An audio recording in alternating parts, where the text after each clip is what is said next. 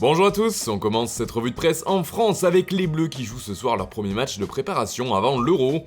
Les hommes de Didier Deschamps affrontent le Pays de Galles ce mercredi soir et forcément, tout le monde attend le premier match de retour de Karim Benzema sous le maillot tricolore. Mais pas seulement puisque c'est aussi le trio de toute cette attaque qui fait rêver comme le souligne l'équipe. Tous les pays nous les envient, s'enflamme le quotidien. Un trio qui devrait être aligné ce soir et qui semble sans équivalent, explique le journal. Même son de cloche en couverture du Dauphiné libéré de ce mercredi, pour le média local ce sont les meilleurs sur le papier, reprenant au passage les mots du sélectionneur Didier Deschamps. Toute la presse du pays en parle, c'est aussi le cas du Parisien qui préfère se concentrer sur l'attaquant du Real Madrid et son retour avec la France. Il n'y en a que pour Benzema, résume le journal. En Angleterre aussi, on parle de l'équipe nationale à quelques jours de l'Euro, mais de l'autre côté de la Manche, le ton est un peu différent, comme souvent. Il s'agit surtout de la liste donnée par Gareth Southgate, qui fait débat dans les colonnes des tabloïds. Les médias pointent du doigt le nombre d'arrières droits présents dans les 26. Ils sont 4, un total élevé comparé aux autres nations qui n'en sélectionnent souvent que 2. C'est justement ce que souligne ce matin le Daily Star. Il faut dire que les joueurs sont de très haut niveau, avec Trent Alexander-Arnold de Liverpool, Kyle Walker de Manchester City, Kieran Trippier de l'Atlético de Madrid et Reece James de Chelsea. La nouvelle fait aussi la une du Daily Express ou encore du Daily Mirror, qui fait dans le jeu de mots en titrant « Tout va bien se passer pour nous », right signifiant à la fois bon et droit.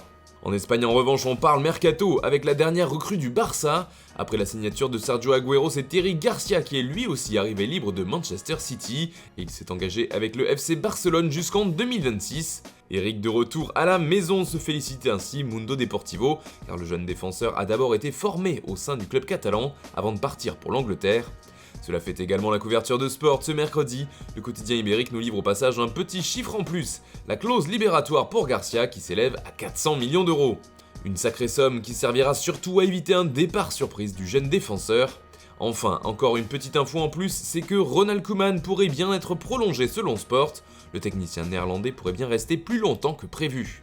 Toujours en Espagne, c'est un autre coach qui fait la une.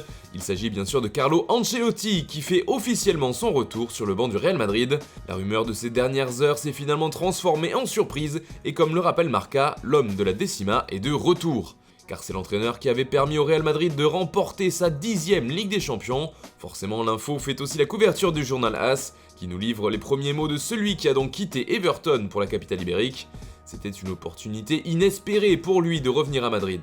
A noter que Carlo Ancelotti s'est engagé pour 3 saisons avec la Casablanca, mais comme l'explique AS sur son site internet, il existe une clause qui protège le club. Celle-ci permet au Real de ne pas forcément payer l'ensemble de son salaire en cas de départ prématuré. Par exemple, s'il était licencié avant la fin de sa première saison, il toucherait son salaire pour la fin de cette année, et la saison suivante en entier, mais il pourrait dire adieu à sa paye pour la 3e et dernière année de son contrat. On file maintenant en Italie où on continue de parler de l'arrivée d'un autre coach transalpin, il s'agit de Massimiliano Allegri à la Juventus, et cette fois c'est son plan que nous dévoile Tuttosport. Allegri reconstitue le mur peut-on lire en une, car d'après le journal, la vieille dame va repartir de la défense, c'est ce que veut le nouvel entraîneur, avec comme point de départ De Ligt et Chiellini. Le cas de Bonucci restera en suspens, de même que Demiral et Rugani. En revanche, le nouveau coach pourrait choisir de lancer le jeune Dragousine, 19 ans, considéré comme prometteur à ce poste. On reste en Italie pour finir avec la nomination de Carlo Ancelotti qui fait grand bruit. Il est ainsi en couverture du Corriere dello Sport qui n'hésite pas à l'appeler Carlo le roi d'Espagne. Le quotidien transalpin parle d'un retour sensationnel d'Ancelotti à Madrid après avoir fait ses adieux du côté d'Everton. Celui-ci est également en une de la Gazzetta dello Sport. Le journal au papier rose met aussi en avant ce grand retour et son caractère surprenant. Mais le média italien ne s'arrête pas là et nous livre les conséquences que pourrait avoir un tel changement. La signature d'Ancelotti pourrait avoir un effet domino sur le mercato. Kylian Mbappé pourrait bien aller au Real Madrid, ce qui pourrait libérer une place à Cristiano Ronaldo du côté du PSG.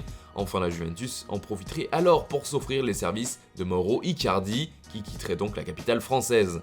Voilà, c'est tout pour aujourd'hui, merci de nous avoir suivis et bonne journée à tous. On se retrouve dès demain pour une nouvelle revue de presse sur Foot Mercato.